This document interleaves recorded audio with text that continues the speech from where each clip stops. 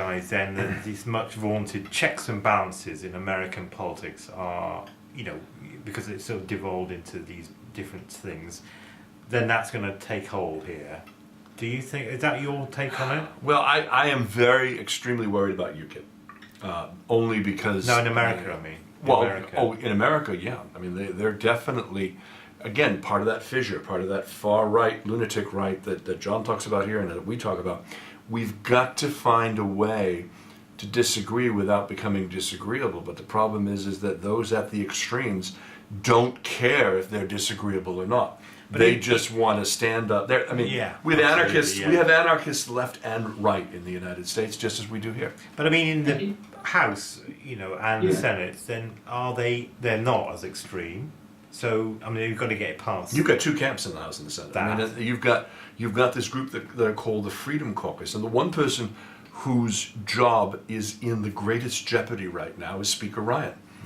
Speaker Ryan was a compromise candidate, but he was against Donald Trump, which is political suicide.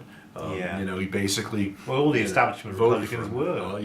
And so the Freedom Caucus now feels emboldened. Would they then be successful in electing a speaker from the far right? I'm not sure that the moderate Republicans would go along with that. They would join with the Democrats in defeating if too far right a candidate came forward. Paul?